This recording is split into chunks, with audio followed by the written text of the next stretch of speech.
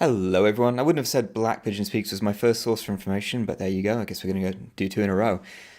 Recently watched a video of his about the Chinese diaspora, which I think is a very interesting topic. So as it turns out, I don't really directly disagree with very much of what he says, but it's an interesting topic and I'd like to add some context of my own. In fact, it doesn't even have much to do with right-wing ideology. The Chinese are regionally known as the Asian Jews, Ah, there's the tie-in. as they are very entrepreneurial. Now, to be fair on this guy, he doesn't go hard on the Zionist conspiracy stuff, even though his followers clearly want him to. And it is this group of people that have come to control, for the most part, the economies of Malaysia, Indonesia, Singapore, and Thailand. And in all instances, they were at the top of the socio-economic ladder. It really is quite staggering to realize that in many Southeast Asian countries that not only is there a substantial Chinese population, but these people are also actually the elite.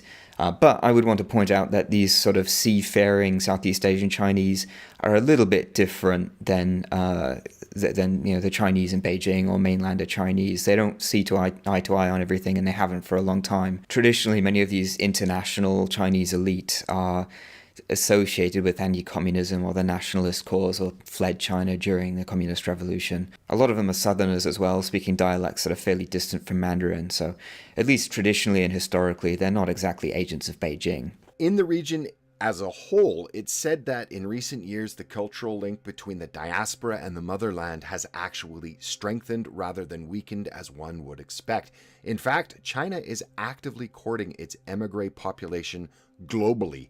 And this is another trend that I've even noticed in the last 10 or 20 years, is that global Chinese are very quickly converging on speaking standard Mandarin as opposed to Cantonese or Hakka or Fujianese or whatever else.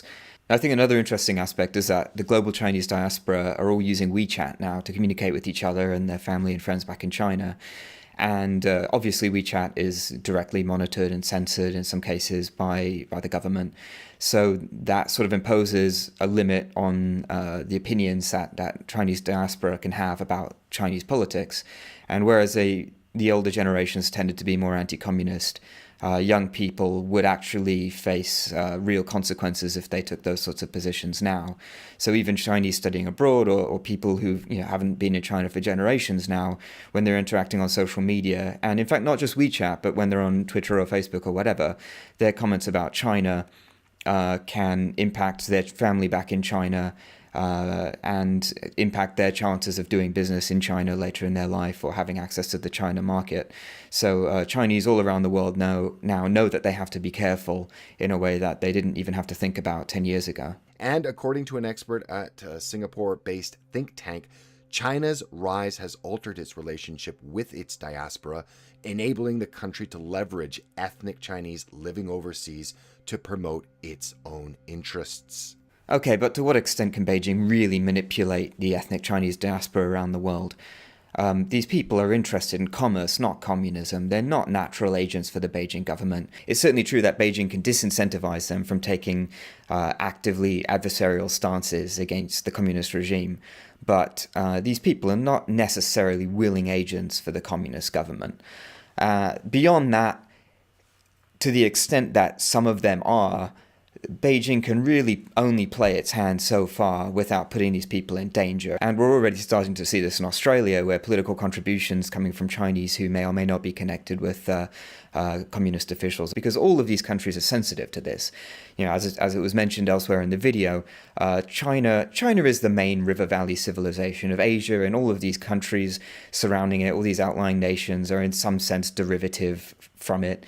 It's not a surprise to any outlying country in Asia that China would like to dominate their affairs if it could, and they are very sensitive to Chinese interference. With very large and economically powerful diasporas controlling the economies in every country in the Orient, with the exception of South Korea and Japan, the combined economic clout of the Chinese in Hong Kong, Taiwan, and in Southeast Asia would rank within the top 5 globally. Most of these countries will most likely gravitate economically toward China and away from the US in the near future. Well, that's already the case. China's been the biggest trading partner for most Asian nations for at least a couple of decades now.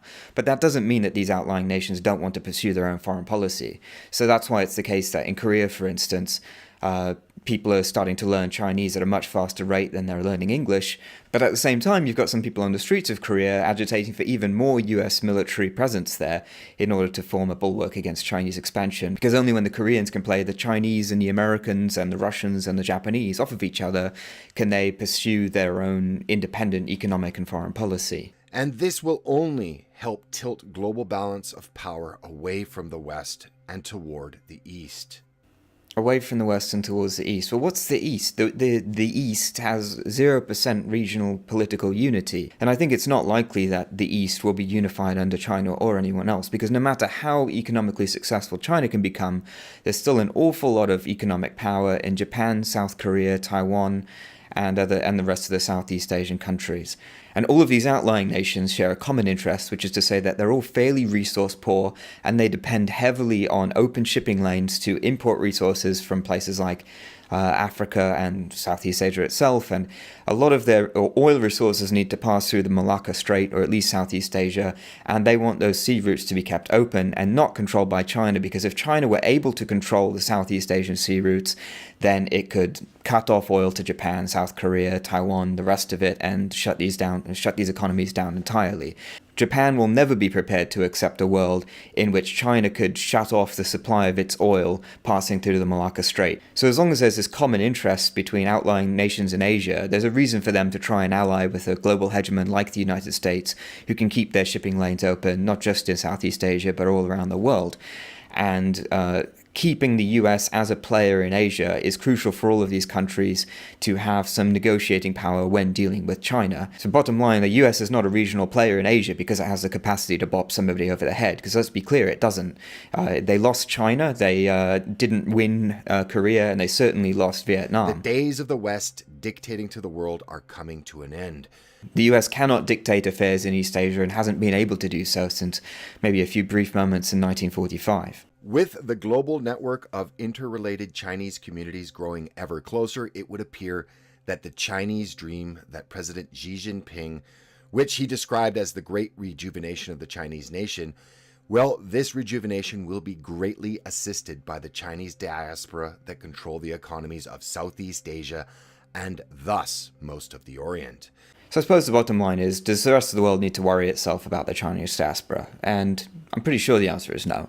It may be true that Beijing can coerce them to keep their mouths shut about certain political issues, but it's still a long way from building the sort of cohesive national ideology that would motivate many of them to sacrifice their lives or their futures in other countries for the sake of furthering the interests of the Communist Party. In most Asian countries, there's a very strong national identity that, at least to some extent, is based on not being Chinese or being distinct from the Chinese or being independent from the Chinese. And I'm talking about Korea, Japan, Vietnam in particular. In China, for better or worse, it's just not quite the same way. The Northerners can spend half their lives talking about how much they distrust the Southerners, and the Southerners can spend their lives talking about how barbaric the Northerners are. The Chinese are not the Jews of Asia. They don't have a unifying ideology. They don't necessarily have a common enemy. They won't necessarily come to each other's aid just because they're Chinese. They will make allies with people from all around the world, and they will compete with other Chinese. And finally, the Chinese diaspora are minorities in democratic countries. So even if Beijing were able to mobilize some of these people to act as spies, they can't really do it on any scale without causing great danger or threatening the safety of Chinese communities around the world. And unfortunately, there's been a history of mistreatment of Chinese minorities in places like Indonesia, as well as Vietnam and other countries. And the Chinese government is well aware of this, and they're very well aware of the limits to which they can push their diaspora to work in their interest. So final thoughts, although sometimes it seems that mainland China's power is increasing forever exponentially without end, it's also true that there are other discernible common interests among non-mainland Chinese people in Asia and the rest of the world, and there is some sort of limit to which China can exert its influence or power without receiving some kind of pushback.